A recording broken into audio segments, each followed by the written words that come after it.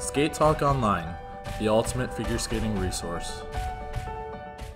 Hey guys, my name's Jimmy Ma. I'm a senior man competing for the United States of America, and glad to be here. First question, I read in an article that you started skating at the age of 8, and you said you literally fell on your face during a birthday party.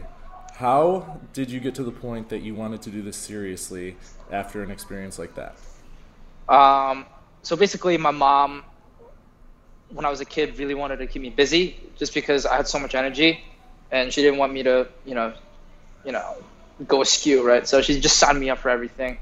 And, it was a birthday party, and she's like, all right, you know what? He can't be a baby. He's got to learn to grow up, fall down, and get back up, literally and figuratively. So she kind of signed me up as just an extra activity. And I kind of just like kept on going and going and going. And then it wasn't just till like high school where I realized that, okay, maybe I could really take it to the next level. And, I really started investing a lot more time into it then. When you were growing up, did you have any influences or heroes in skating that you really looked up to and wanted to skate like? Well, definitely Daisuke Takahashi, Patrick Chan, those kinds of guys. And then, basically that's it, jumping wise, I have like, a mixture of techniques, so it's kind of difficult to like see who I really want to emulate. But in terms of like style, Patrick Chan, Daisuke, and skating with Dennis for a year was, it was really, really good, for me creatively. And you made the switch to Dallas and the Canes at the end of last year. You've seen your best results to date. Mm-hmm. So far this season, you've won a silver and a bronze in international competition. How is training different than the past?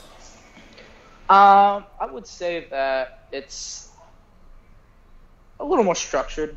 I know that I have people backing me up. Peter and Darlene have been very, very good to me in terms of giving me a plan and how to. And obviously, I bring my own little spice to it too. Like because I've skated at Ice House my whole life, and I'm kind of accustomed to that like method of training, just very intense, Russian-esque type. But like I was able to structure myself and plan everything out better here, and Peter and Darlene just helped me keep it on track. So what would a day of training be like? You wake up, you go to the rink. What happens from that point? Warm up, and it always depends on the day. Like some days that I'm just not feeling it, but I know that I need to still be productive. So I go to Peter and Darlene, I tell them my plan. This is how I feel. And I'll warm up and I'll take it from there. So every single day is a little bit different, but it's just I get there, I see how I feel, and I plan accordingly, basically. But I always want to make sure by the end of the day that I felt like I've done something with my life, not just waste the day away. And do you have any goals that you set for yourself this season? Definitely. I'd like to podium at nationals. It's a big leap for me, but I feel like it's doable if I continue training hard, keeping in my lane. But aside from that, it's just that's honest to God out of my hands. What I want to do is just go out there, put out my content, do what I could do, and that's all I could ask for. You have Skate America, your first senior Grand Prix, coming up later this week. You were announced as the USFS host pick about a month ago. Yeah. How have you been preparing for the event, and are there any changes in jumps from the earlier internationals? No. Like I said, just I wanted to keep in my lane, right? So we had the plan, and we're sticking to it, and basically just trying to make that just better, build on it. I don't want to change too much. because, you know, I don't want to like mess with myself too much. In terms of training, I like to implement. I like to tell people that I'm the laziest hard worker. I get on there and, you know, I do everything. I try my best to, you know, get everything done in a timely manner, but I also want to be smart about it. You know, if let's say today I'm just not feeling quad, right? I'm not going to not do it. I'm just going to take a little bit more time to do it. And it goes back to the other point where it's just I plan accordingly. You know, every single day is a little bit different, but definitely it has to be hard work by the end of the day. Your short program this year is Sahara Tango and then Mi Gente. You're again kind of venturing into this more modern style of short programs. Talk a little bit about the music, where the idea came from. Was it your idea? Was it one of your first ideas? So basically, when I went back to Nikolai to choreograph, we already knew that we set a standard that we can't go below.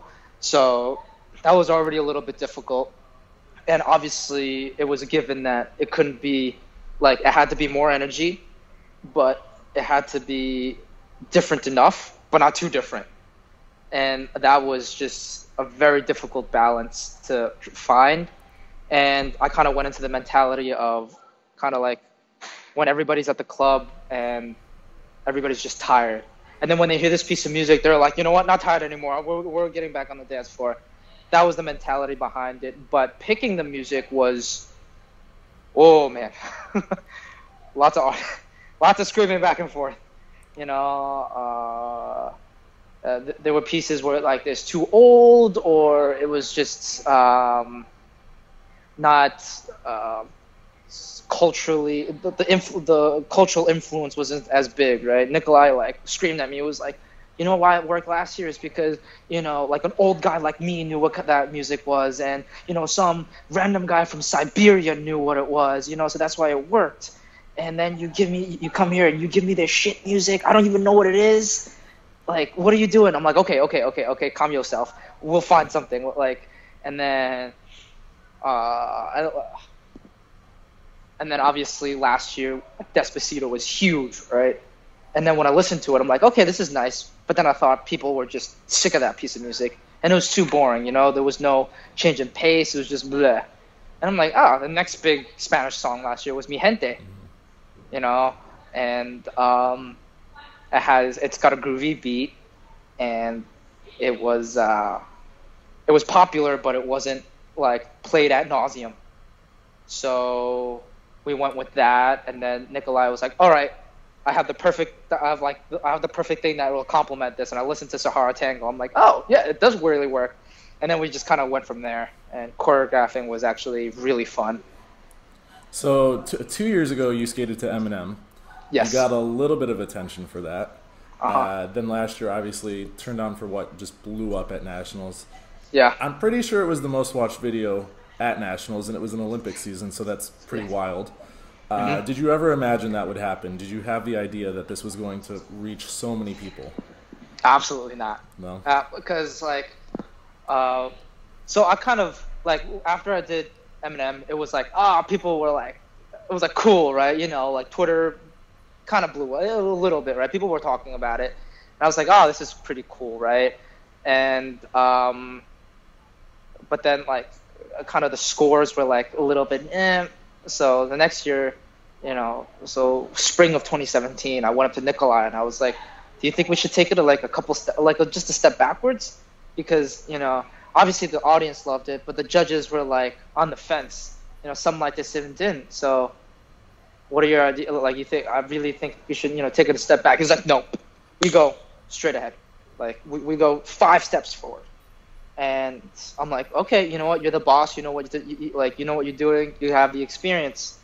And we came up with Turn Down for What. And I kind of went into Nationals. I'm like, okay, like it's different, right? So people are kind of gonna be, you know, excited about it. You know, I just gotta do my thing, and hopefully it works out, right? And I skated pretty solidly. And The energy that the audience was giving me, like prior to the footwork, I built on that, and I kind of just let it all out into the footwork, right? So I kind of built on that, on the energy I was receiving, and then when I got off the ice, I got the scores, I was happy, woohoo, right? And I went backstage, and they're like, oh, you got like an interview or something like that, and I wasn't expecting much, and it was a guy from I think it was Brooke Lee. Was it Good Morning America? What was it? USA Today. Was it? It was USA Today, and I was like, oh damn, that's pretty cool, right? It was pretty sweet. And he's like, I don't really follow skating much, but like obviously during the Olympic season, it's a pretty big deal. And he's like, don't check Twitter just yet. And I'm like, what are you talking about? It's just like it's crazy. I'm like, okay, I saw Crazy last year. It's not a big deal, right? And then literally it was just like, I was like, oh my god. Mm-hmm. So it kind of gave me a boost of confidence, but I had to keep myself grounded because I still had the free program. And but the highlight of that weekend was actually DJ Snake himself messaging me. And I was like, oh my god. Wow. I was like, oh shit, that's amazing. So overall, it was just a great experience, and I'm really grateful for it. And it's something that I learned from, and something I build on. You kind of talked about how Nikolai told you to go fast forward, just 100% go into something with the same idea. In the beginning, though, when you first came up with these ideas, was he so willing to experiment with that? Because Nikolai is he's done some modern programs, but for the most part, he likes traditional music. He likes the music that a lot of skaters have used. So in the beginning, was it difficult for you to convince him to get into that? Not really. I remember the year that I started working with him full time. Like I kind of did like I already have like a hip hop ish program, and like he was on board. He was on board with it, right? But he's like, after the season ended, he was like, the reason why that music didn't really work was because it was just people knew it, but there was no story to it. Like when I did Swan Lake, hip hop Swan Lake for Daisuke, it was like everybody knew it, and the music, like he edited it, he mixed it himself, right? And it was like we took a lot of dance class, and there was a lot of preparation going into it. He's like, Jimmy, if you want to do hip hop, you have to go by this. Like, it has to have a story. It has to have cultural influence. It can't just be noise. And you have to take a lot of dance class. Like, and he actually went and took dance classes with me. And he told me to take some by myself as well. So he was very on board, but it's like there are a couple of caveats. Like, you need to do this, that, the other. That's why I work for Daisuke, and that's why I work for Florent. Is because they had to go through all this stuff. It's just not a program that you could just put together. And would you say that, I was actually going to bring up Swan Lake from Daisuke, is that one of your favorite programs? Absolutely. Yeah. I've watched it over 30 times already. Yeah. Even like when it first came out, I was like, this program is the most badass thing I have ever seen in my life. And, to this day, he is still my idol in terms of just dynamic skating. Did you happen to see the clips of him skating in his regional championships this weekend? Absolutely. When he announced his return, I was blown away. I was so happy, and there's like a slim chance that I might be able to compete with him, and it would be an absolute dream come true. I remember I've only met him once in person, and it was like 7:30 in the morning at Chelsea Piers, and I had like my huge coffee in my hand. I was like, I didn't really want to like skate that morning, right? And then I was walking up the stairs, and then I see him tying his skates, and he looks up. I stand there, and like my coffee just almost falls out of my hand because I'm like baffled. And that was like, I think, a year and a half after his retirement, and he still had it. Like, skating wise, like, you knew that man was a champion. And that's what I've been trying to emulate, is not the style, but like his presence on the ice. And he gets on there, and you're like, he doesn't need to do a jump. He's just skating around, and you're like, you know that guy's a champion. Going back to your programs, you're using Rachmaninoff for your free skate again, Hmm. but earlier in the season, at your first competition, you had a different program that Uh-huh. was by Chance the Rapper and the Weekend. What Hmm. happened to it?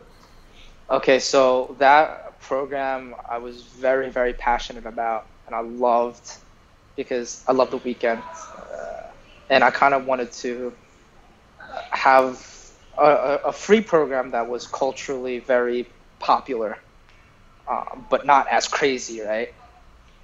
But then, and obviously working with Josh Farris was another dream come true because like, he's a big idol of mine in terms of just movement. Um, but like, you know how the game is played. They're like, ah, the music's a little boring and la di da di da. And at this point in my career, I can't like, I'm not at the point where I could say like, no, I want to do this and I'm gonna do it. So I had to listen. Um, but like my argument to them was, I get it. You are the people that I skate for, obviously the judges and the officials. But I'm like, but the people that are paying for it should be the ones that I skate for. People at home flipping through the channels. I want these people to be excited about it, be excited about skating. And unfortunately, it didn't work out. But I still like. They told me the choreography was great. Composition was good, and everything was getting comfortable. Right? It was just music wasn't their style. So I'm like, you know what? I'll take the step. I'll take the L. And I love the Rachmaninoff program anyways because I was a concert pianist, so I could relate to that piece of music really well as well. It's just I love the weekend. When that album first came out, my best friend, she was like, "Skate to this music." I'm like, I know. I was already thinking about it.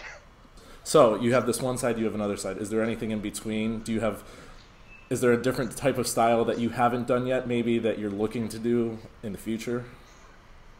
I mean, like, I could always try and skate to Frank Sinatra, but when I brought that up to Nikolai, he was like, "Oh, he just a lot of curse words," and was like, "No." Like, okay, you're right. That's not me, right? Um, but no, you're right. It's the classical pieces, like the contemporary skating, is honest to God like my style of skating. I like that style. I'm very comfortable with it. And hip hop is completely out of my like comfort zone on the ice. That's why I had to take a lot of dance class to get comfortable with it. And like the year when hip hop was a requirement, the In the short dances. in the short dances, right?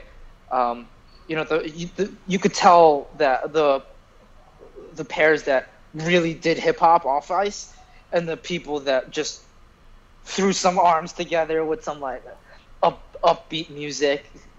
So it was kind of like, yeah. But the ones that did it well are like, it's very enticing, right? So it's like it's a very big, like, you do it well, it's good. You don't do it well, it's terrible. So that's what I had to really balance. As someone who is known as a performer, how do you feel about the reduction of men's long programs by 30 seconds? Because really all they did was get rid of one jump element, but Hmm. with that 30 seconds of time. So do you feel that it still gives skaters enough time to tell a story? Or do you feel like everything is even more crammed together? I feel like it's ample time. It's it's easier technically. I guess it just it has to be better thought out. You know, when Josh and I were cutting the piece of music that we wanted, it was like I was another reason why I was so passionate about it was because I cut it myself. Like I started at 10 p.m. and I learned how to cut music while cutting the piece of music, and it ended at 4 a.m. So it was like, it was something that I really wanted to tell, something that I really like put my heart into, right? So it just takes a lot more patience and planning out. It's definitely enough time. Just you need to know what kind of story you want to tell, how you want to tell it, and balance the technical with the artistry, basically. Favorite music? Hip hop, and actually Lana Del Rey. Favorite drink? Alcoholic or non-alcoholic, doesn't matter. Okay. So we got iced coffee, bubble tea, and beer. Favorite food? Favorite food? Sushi. Favorite TV show? Tacos. Okay. Yeah, and sushi. Okay. Favorite TV show? Favorite TV show? Ooh, Sherlock, and Breaking Bad. Favorite movie? Favorite movie? The Dark Knight. Favorite celebrities? Do they have to be athletes? No. Okay, so I would say Eminem and Tim Duncan. Favorite element in skating? Triple axel. Okay. And I know you like video games. What are your favorite video games? The Batman Arkham series, and right now, Spider-Man. Thank you guys for watching. This is Jimmy Ma, and be sure to tune in next week for Skate America. Peace.